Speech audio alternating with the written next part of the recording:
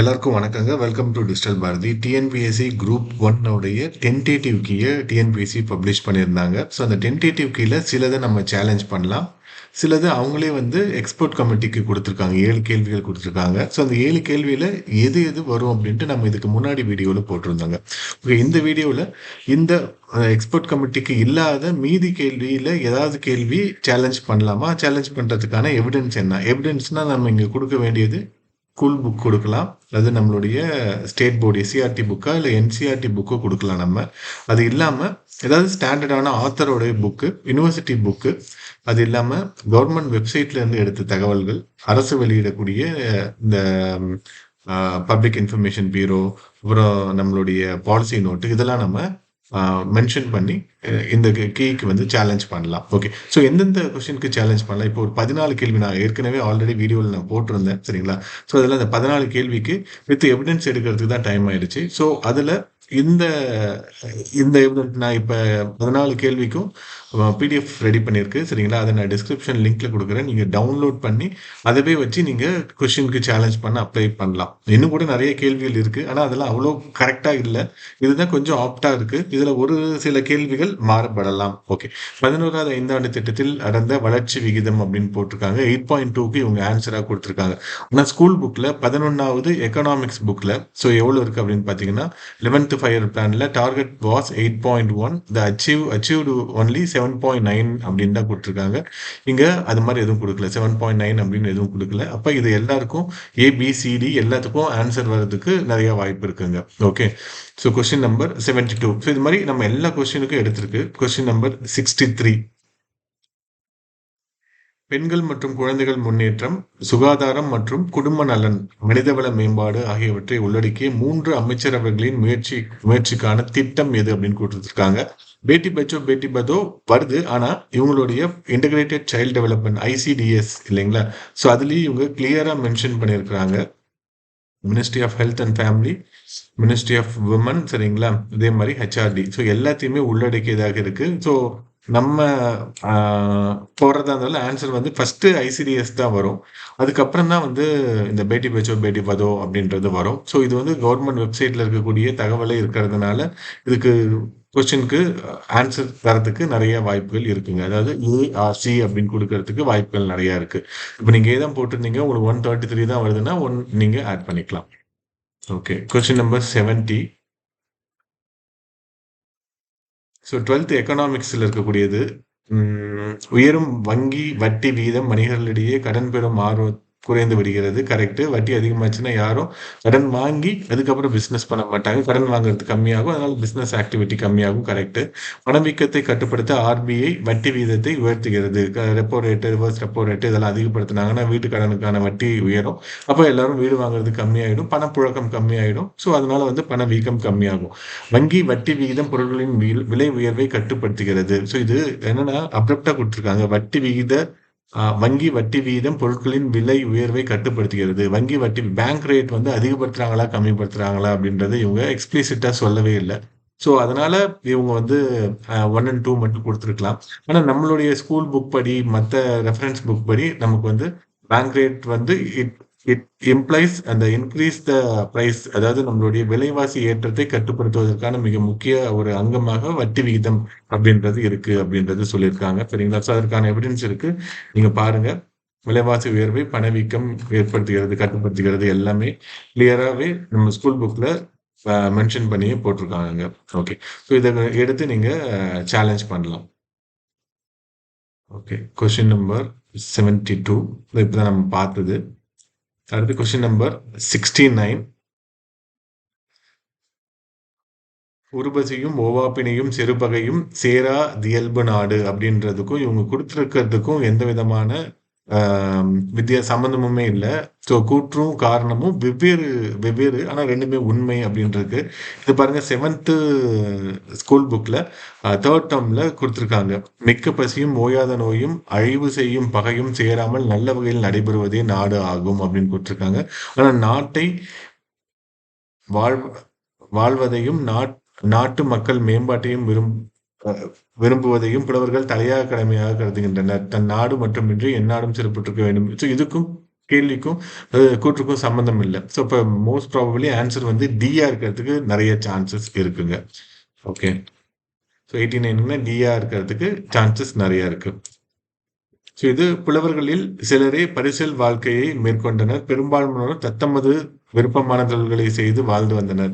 பரிசில் வாழ்க்கையை மேற்கொண்டோர் தகுதிக்கு குறைவான பரிசு நல்கிய போது முகம் மாறி அளித்த போதும் அப்பொருளை துச்சமென மதித்து மறுத்தனர். ஸோ இது வந்து பாத்தீங்கன்னா இந்த ஆய்வுக்கோவை 2004 அப்படின்ற புக்கு. ஸோ அதுல இருக்குங்க. இந்த புக்கு பேஜ் நம்பர், இந்த நேம் இதெல்லாம் கொடுத்து தான் நம்ம வந்து அப்ளை பண்ற மாதிரி இருக்கும். இதுல தெளிவாகவே கொடுத்துருக்காங்க. புலவர்கள் சிலரே பரிசல் வாழ்க்கையை மேற்கொண்டிருந்தனர். பெரும்பாலானோர் தத்தமது விருப்பமான தொழில்களை செய்து வாழ்ந்து வந்தனர் அப்படின்றத அப்படியே கொடுத்துருக்காங்க.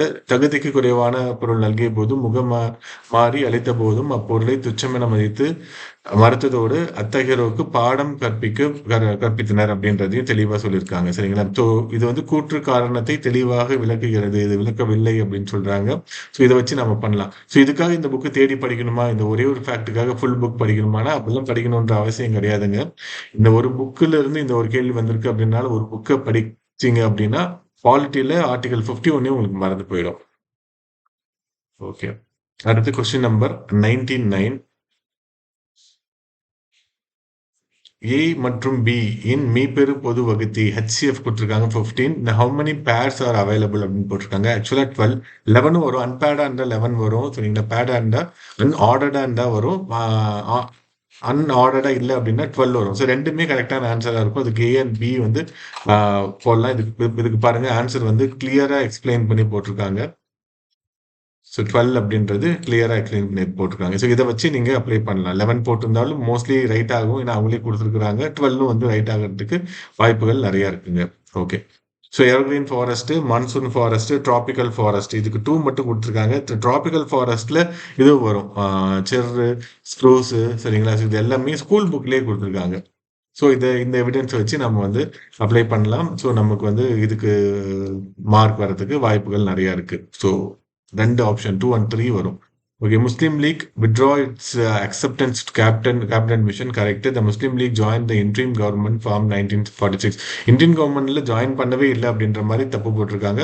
ஆனா இன்ட்ரீம் கவர்மெண்ட்ல அவங்க ஜாயின் பண்ணியிருக்கிறாங்க. இடைக்கால அமைச்சரவையில் முஸ்லீம் லீக் சேர்க்கப்பட்டது. அதுல யார் யார் உறுப்பினர், லியாத் அலி கான் இருந்திருப்பாரு. சரிங்களா? முக்கியமான நபர்கள் எல்லாமே இருந்திருப்பாங்க. ஸோ பாருங்க, நம்ம ஸ்கூல் புக்ல 12th புக்ல இருக்கிறது.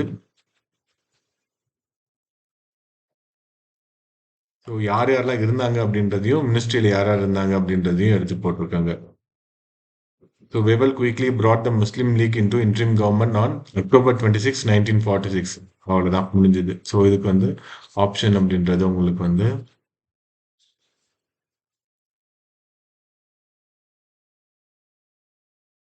ஸோ ஏ வந்து கரெக்டாக இருக்கும். சரிங்களா? 1946 முஸ்லீம் லீக் ஜாயின்டு. சரிங்களா? அப்புறம் கேபினட் மிஷனை வந்து இவங்க வந்து ஏத்துட்டாங்க. ஓகே, அடுத்து 121. DMK played a leading role in anti-Hindi campaign. It urged people to write under the Tamil identity. இங்க ரைட் அப்படின்னு கொடுத்துருக்காங்க. ஆக்சுவலா யூனிட்டி அப்படின்னு கொடுத்து ஒன்றிணைத்த யூனிட்டி அப்படின்றத கொடுத்துருக்கணும். யுனைட் அப்படின்னு கொடுத்துருக்கணும். சரிங்களா? ஸோ ப்ரொஃபசர் யுனைட் அப்படின்னு எழுதி கொடுத்துருப்பாரு. ஒரு ஹேண்ட் ரைட்டிங் புரியாதனால டைப் பண்றவங்க ரைட்டுன்னு கொடுத்துருக்காங்க. அதனால இது வந்து கரெக்டான ஆப்ஷனா இருக்கும். இது வந்து ரீசன் வந்து நீங்க இங்கிலீஷ் மீடியம், தமிழ் மீடியம் அப்படின்னு தெரியாது. ஃபைனல் கீ பண்றப்ப இதை மென்ஷன் பண்ணி நம்ம சொன்னோம், நான் தமிழ்ல படிக்க தெரியாது, நான் படிக்கல அப்படின்னு நம்ம சொன்னோம்னாவே போதும். ஓகேங்களா? ஸோ இது வந்து spelling mistake in English medium. So அப்போ இது எல்லாத்துக்குமே மதிப்பெண் வழங்குவதற்கு நிறைய வாய்ப்புகள் இருக்குங்க. ஆனா எல்லாருமே அந்த கேள்வியெல்லாம் சரியா தான் போட்டிருப்பாங்க. So objectives of national human rights commission, மனித உரிமை ஆணையத்துடைய முக்கியமான நோக்கங்கள், மனித உரிமை பிரச்சனைகள் முழுமையாக கையாளக்கூடிய நிறுவன ஏற்பாடுகளை வலியுறுத்துதல். கரெக்ட். அரசாங்கம் சாராமல் அதிகப்படியான குற்றச்சாட்டுகளை ஆராய்தல். கரெக்ட். இந்த நிலையில் ஏற்கனவே மேற்கொள்ள முயற்சிகளை வேறுபடுத்தி வலுப்படுத்துதல், இதுவும் இருக்கும். ஸோ சி ஆப்ஷன் இருக்கு. லக்ஷ்மிகாந்த்ல தெளிவா இதுக்கான விளக்கத்தை கொடுத்துருக்காங்க. ஸோ லக்ஷ்மிகாந்த்ல பாருங்க. So complement and strength efforts that have already been made in the direction அப்படின்றத அப்படியே கொடுத்துருக்காங்க. ஸோ அப்போ ஆன்சர் அப்படின்றது இதுக்கு வந்து எல்லாமே கரெக்டாக தான் இருக்கும். 1, 2, 3 டி வந்து ஆப்ஷனாக இருக்குங்க. ஓகே. அடுத்து question number 156. Tamil Nadu government replaced rupee symbol. சரிங்களா? இது கான்ட்ரவர்ஷியலாக இருக்கக்கூடிய கொஸ்டின். அனைவருக்கும் பயனளிக்கும் வகையில் தமிழ்நாட்டின் பரவலான வளர்ச்சியை உறுதி செய்தல் அப்படின்னு கொடுத்துருக்காங்க. ஆக்சுவலாக அவங்க வந்து தெளிவாக சொல்லியிருக்காங்க, மொழிக் கொள்கையை உறுதிப்படுத்தவே நான் ரூவை வந்து இன்ட்ரடியூஸ் பண்ணேன் அப்படின்றது சொல்லியிருக்காங்க. சரிங்களா? ஸோ அப்போ மோஸ்ட்லி என்ன இருக்கும், ஏ வந்து கரெக்டாக இருக்கும், ஆர் வந்து தவறாக இருக்கும். Is true but R is false அப்படின்றது இதுக்கு ஆன்சரா இருக்கிறதுக்கு வாய்ப்புகள் நிறைய இருக்கு. ஓகே. ஸோ அண்ணாதுரை பத்தி, Annadurai fascinated by self respect movement, joined Dravidian Kazhagam party. C N Annadurai treated Justice Party and Dravidian Kazhagam equally. So Dravidian இவர் வந்து என்ன பண்ணியிருப்பாரு, ஜஸ்டிஸ் பார்ட்டிலையும் இனிஷியலா இருந்திருப்பாரு. சரிங்களா? ஸோ செல்ஃப் ரெஸ்பெக்ட் மூவ்மெண்டோடைய அரசியல் இயக்கமாக தான் நீதி கட்சி அப்படின்றது இருந்திருக்கும். சரிங்களா? பாருங்க, கண்டஸ்டட் கார்பரேஷன் எலெக்ஷன் ஃப்ரம் பெட்டு நாயக்கம் பேட் as justice party candidate and lost. Justice பார்ட்டியில் அப்போ இருந்திருக்கிறாரு, as part of justice party அப்படின்றது இருந்திருக்காரு. ஓகே. அதே மாதிரி இவங்க சொல்லியிருப்பாங்க இங்க, the political the Erode plan was designed for equal justice party, the political wing of self respect movement அப்படின்றதையும் இவங்க வந்து இங்க சொல்லியிருப்பாங்க. ஓகே. ஸோ இவங்க வந்து என்ன சொல்லியிருக்காங்க, ஆர் ஃபால்ஸ்ன்னு சொல்லியிருக்காங்க. ஆர் வந்து கரெக்டான விளக்கமாக இருக்கும். ஓகே. 169, 171. அடுத்து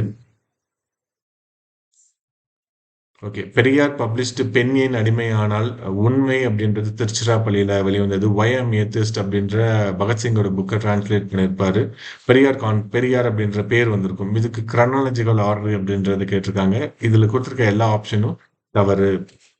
ஸோ கரெக்டான கிரானாலஜிக்கல் ஆர்டர் பார்த்தீங்கன்னா, பெண் ஏன் அடிமையானால் 1942. 42ல் தான் அது வந்திருக்கும்.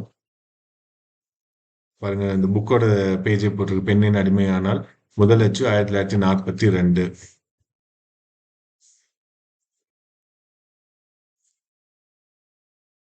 அடுத்து இந்த டைட்டில் பெரியார் 1938ல் தான் வந்திருக்கும். சரிங்களா?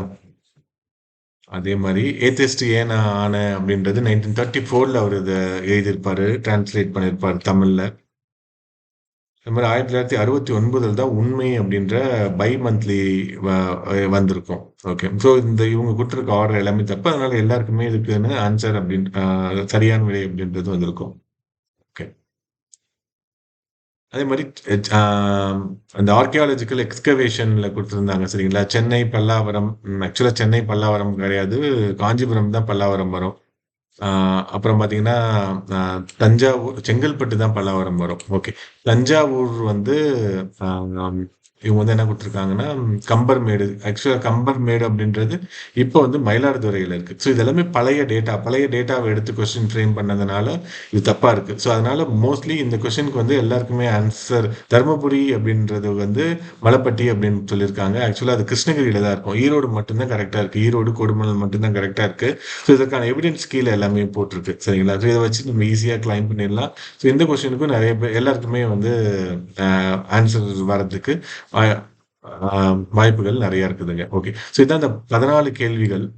ஓகே. 14 கேள்வியில ஒரு 1 or 2 தவிர மற்ற எல்லாத்துக்குமே வந்து நம்ம கொடுத்துருக்கிறது எவிடன்ஸோட பார்க்குறப்ப சரியா இருக்கிறதுக்கு நிறைய வாய்ப்புகள் இருக்குங்க. ஓகே. நம்ம ஆல்ரெடி ஒரு ஆன்சர் நமக்கு கடைசியாக வந்திருக்கோம். அது இல்லாமல் 7 கொஸ்டின் நம்ம அவங்களே வந்து எக்ஸ்போர்ட் கம்பெனி சொல்லியிருந்தாங்க. அதுக்கு நம்ம போட்டிருப்போம். ஒரு 3 கொஸ்டின் எல்லாருக்குமே உங்களுக்கு தந்துருவாங்க, மார்க் தந்துருவாங்க. 4 கொஸ்டினுக்கு வந்து ஆப்ஷன்ஸ் மட்டும் இருக்கும். அந்த 3 எல்லாருக்குமே வந்துடும். இப்போ 133 தான் எடுத்திருக்கீங்க அப்படின்னா ப்ளஸ் ஒரு 3 வருது, 136 வருது. ப்ளஸ் இந்த 4 கேள்வியில் 2 கேள்வி ரைட்டாக இருக்குன்னா 138 வந்துடும். ஓகேங்களா? ஸோ இந்த 14 கேள்வியில் உங்களுக்கு எது சரி எது தவறு அப்படின்றத பாருங்கள். ஸோ ஆல்மோஸ்ட் ஒரு 140 அண்ட் எபோவ் இருந்ததுன்னா மெயின்ஸ்க்கு படிங்க.